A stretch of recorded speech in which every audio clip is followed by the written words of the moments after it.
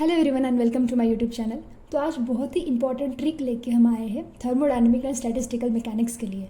ये ट्रिक इतनी इंपॉर्टेंट है कि इस ट्रिक के इस्तेमाल करके आप ऑलमोस्ट 6 to 7 क्वांटिटी बहुत easily and with in 30 second solve कर लोगे, जो कि CSR नेट में ऑलमोस्ट 5 मार्क्स के लिए भी उस पर सवाल आते हैं।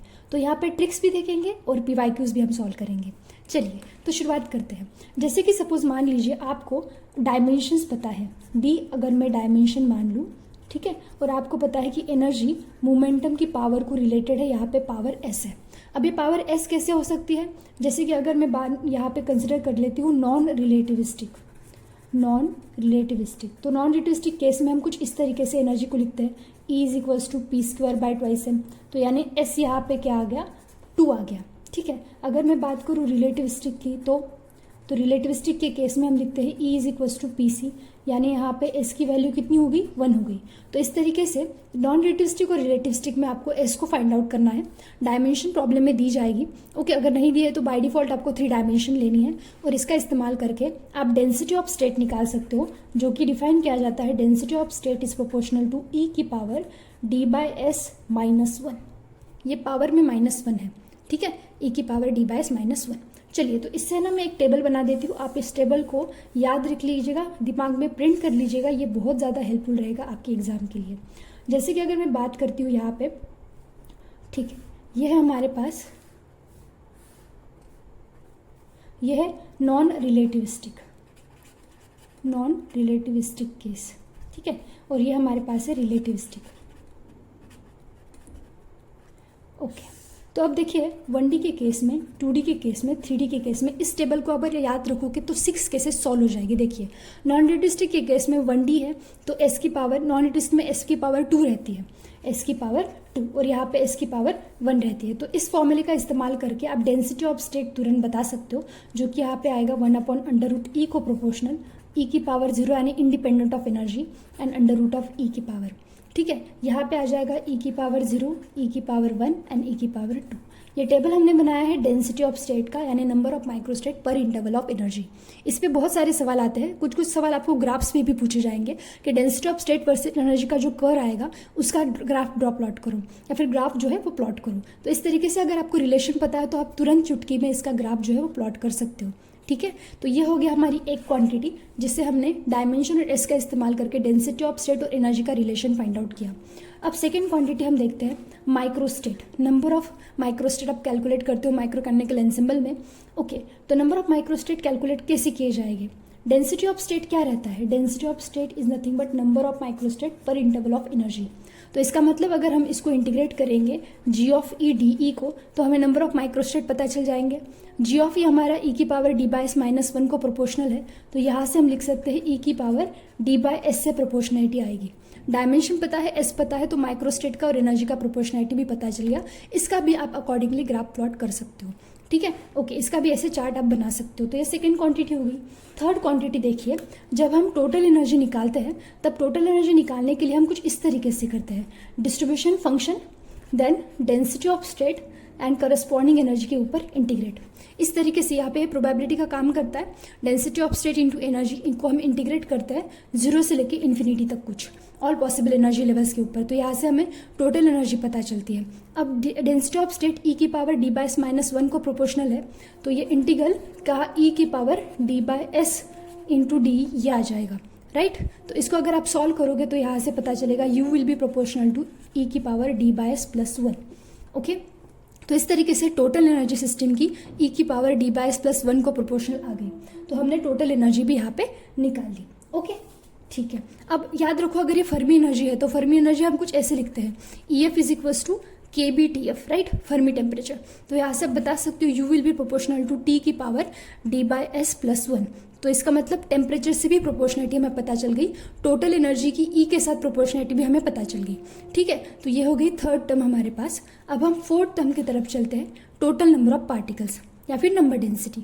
टोटल नंबर ऑफ पार्टिकल जब आप निकालते हो तब आप इंटीग्रेट करते हो F(E), G(E) एंड DE को, राइट। G(E) E की पावर D/S-1 को प्रोपोर्शनल है। इसको जब इंटीग्रेट करोगे तो 1 से पावर बढ़ेगी, तो ये E की पावर D/S को प्रोपोर्शनल आएगा, राइट। इसी से आप कुछ ऐसे भी लिख सकते हो कि it is proportional to T की पावर D/S ओके तो 4 क्वांटिटी यहाँ पे हमें कैलकुलेट कर रही है इन टर्म्स ऑफ एनर्जी। इसको आप फर्मी एनर्जी बोल सकते हो, फर्मी टेम्परेचर बोल सकते हो, ठीक है। तो माइक्रोस्टेट हो गई, डेंसिटी ऑफ स्टेट हो गई, माइक्रोस्टेट हो गई, टोटल एनर्जी हो गई, नंबर ऑफ पार्टिकल्स, या फिर आप इसको आगे चल के N/V कर दो तो नंबर डेंसिटी आप इसको बोल सकते हो, ठीक है। तो 4 टर्म हमारे पास हो गई है। अब आगे चलते हैं नेक्स्ट। देखिए सो नंबर डेंसिटी हमें प्रोपोर्शनल पता चली अभी कि नंबर डेंसिटी या फिर number of particles proportional to E की power D/S which is proportional to T की पावर D/S। तो यहाँ से आप ये भी लिख सकते हो Fermi energy is proportional to number density की पावर S/D, ठीक है। इससे भी एक PYQ आया है CSR में, वो भी मैं आपको बताऊंगी आगे, ठीक है। तो इस तरीके से 4 टर्म हो गई। 5th टर्म देखिए हमारे पास क्या है। तो जब हम टोटल एनर्जी निकालते हैं, ओके, 0 एग्जैक्टली T = 0 केल्विन पे जो 0 पॉइंट एनर्जी आती है, अगर हम उसका एवरेज ले लें E0 divided by number of particle, जिसको हम बोलेंगे E0 एवरेज, ओके, तो कुछ इस तरीके से आएगा D divided by D plus S into EF। अगर आपको S पता है, D पता है, तो आप total average energy Fermi energy के टर्म्स में लिख सकते हो, ठीक है। उसके बाद देखिए 6 नंबर का जो टर्म है हमारे पास प्रेशर। ये जो प्रेशर आएगा ये भी आप टोटल एनर्जी या फिर नंबर एनर्जी डेंसिटी के टर्म्स में लिख सकते हो, S divided by D into E/V। इसको चाहिए तो आप एनर्जी पर यूनिट वॉल्यूम यानी एनर्जी डेंसिटी बोल दो, ठीक है। अब देखिए ये जो प्रेशर है, ये प्रेशर एनर्जी की डायरेक्टली प्रोपोर्शनलिटी है, ओके। तो यहाँ से आप लिख सकते हो this will be proportional to E की पावर D/S/D प्लस 1, या फिर आप इसको लिख सकते हो T की पावर D/S प्लस 1। यहाँ पे प्रोपोर्शनलिटी आएगी EF की पावर D/S प्लस 1। ये कहाँ से लिखा मैंने? देखिए एनर्जी को डायरेक्टली प्रोपोर्शनलिटी है प्रेशर की, एनर्जी जो है वो T की पावर D/S प्लस 1 को प्रोपोर्शनल है, या फिर टोटल एनर्जी आप चाहे तो यहाँ पे U लिख दो। टोटल एनर्जी U जो आएगी, दिस शुड बी U, तो टोटल एनर्जी U जो आएगी वो E की पावर D/S प्लस 1 को प्रोपोर्शनल है। E is directly proportional to temperature, okay. और आपको N और EF के बीच में प्रोपोर्शनलिटी पता है, तो उससे आप ये नंबर डेंसिटी की प्रोपोर्शनलिटी भी निकाल सकते हो, ठीक है। ये 6 टर्म हो गई। अब 7th इंपॉर्टेंट टर्म देखिए heat capacity, okay. Heat capacity आप कैसे कैलकुलेट करते हो? del U by del T at constant volume V। लेकिन आपको U पता है T की पावर D/S प्लस 1 को प्रोपोर्शनल है, तो इससे प्रोपोर्शनलिटी आ जाएगी T की पावर D/S, राइट, ओके। अब एक और इम्पॉर्टेंट चीज एंट्रोपी। एंट्रोपी निकालनी है तो मुझे इंटीग्रेशन ओवर DS करना पड़ेगा, यानी इंटीग्रेशन ऑफ क्या आ जाएगा TdS is equal to CVdT।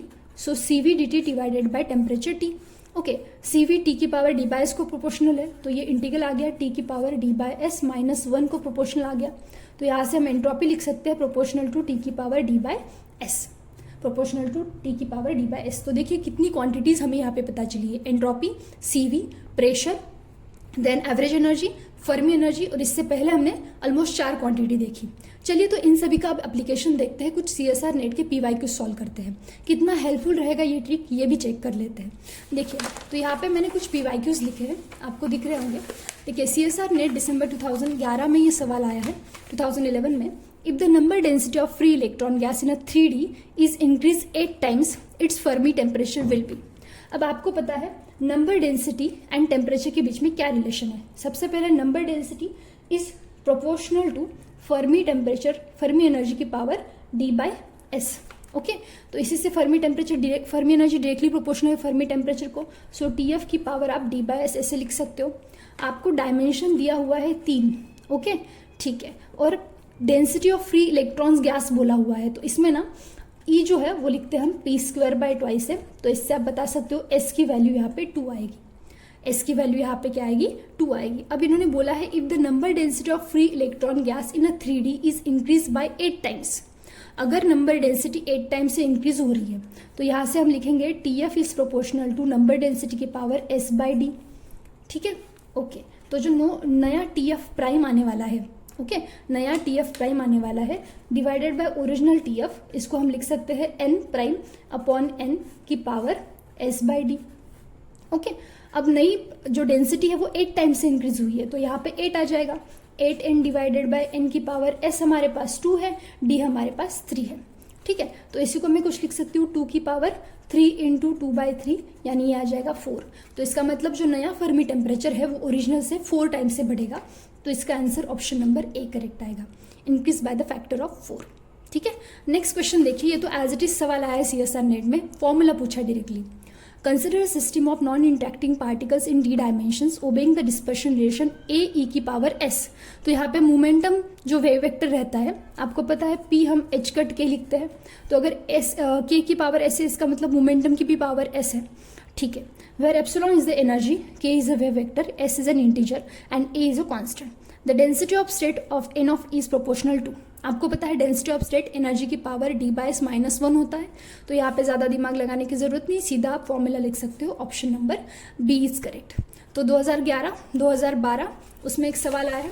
उसके बाद नेक्स्ट देखते हैं, the pressure of non relativistic Fermi gas in 3D depends at T = 0 kelvin on the density of fermions NH। ठीक है, तो इन्होंने प्रोपोर्शनलिटी पूछा है कि प्रेशर जो है वो n की पावर से कैसे प्रोपोर्शनल रहेगा। P और n की पावर के बीच में रिलेशन पूछा है, हमने अभी अभी फॉर्मूला लिखा S/D+1। अब 3D की बात करते हैं, नॉन रिलेटिविस्टिक बोला है तो S यहाँ पे 2 रहेगा, D यहाँ पे 3 रहेगा, ठीक है। तो लगा देते हैं प्रोपोर्शनलिटी, n की पावर 2/3+1 यानी it is proportional to n की पावर 5/3, तो ऑप्शन ए करेक्ट आएगा। देखिए कितने कम समय में आप CSR नेट की प्रॉब्लम लगा रहे हो, है ना। चलिए, तो जून 2014 का प्रॉब्लम हो गया। अब और एक प्रॉब्लम देखते हैं, a single particle energy levels of a non relativistic 3 dimensional isotropic system label by momentum K proportional. Okay, single particle energy levels of a non interacting 3 dimensional, dimension 3 है, isotropic system label by momentum K are proportional to K की power 3 यानी S पता चल गया। Momentum या momentum wave vector की जो power रहती है that is S। The ratio of P/epsilon of average pressure to energy density epsilon at a fixed temperature is। ठीक है, आपको P/epsilon का रेशियो चाहिए। एप्सिलॉन यहाँ पे क्या है, एनर्जी डेंसिटी, मतलब एप्सिलॉन को आप चाहे तो U/V लिख सकते हो, है ना। P/ यानी एवरेज प्रेशर बोला है। तो देखिए हमने अभी अभी एक फॉर्मूला लिखा जो कि कुछ इस तरीके से मैंने लिखा था, P = S/D × E/V, या फिर इसको मैंने करेक्ट किया था S/D U/V। तो ये हो गई आपकी क्या, S/D and this is average energy. ये हो गया average pressure, average energy. Question क्या पूछा है, देखिए क्वेश्चन ये है, the ratio of P/epsilon of an average pressure to the energy density epsilon of a fix temperature is. आपको डायमेंशन कितना दिया हुआ है, 3 डायमेंशन, S की वैल्यू भी 3 दी हुई है, और आपको उन्होंने बोला है एवरेज प्रेशर अपॉन एप्सिलॉन कितना रहेगा, ये तो भाई S/D रहेगा, ये तो S/D रहेगा। S हमारे पास 3 है, D हमारे पास 3 है, तो आंसर आ गया 1, जो कि है हमारे पास ऑप्शन नंबर C करेक्ट। तो इस तरीके से जून 2017 का भी प्रॉब्लम हमने यहाँ पे कर लिया है। तो देखिए 8 क्वांटिटीज आपने तुरंत कैलकुलेट कर ली और उसके साथ PYQs भी सॉल्व कर लिए। आई होप आज का ये जो टॉपिक है, ये जो शॉर्ट ट्रिक है, आपको समझ में आई होगी और अच्छी लगी होगी। तो वीडियो को जरूर लाइक करना, शेयर करना एंड सब्सक्राइब करना। Thank you so much for watching, bye bye.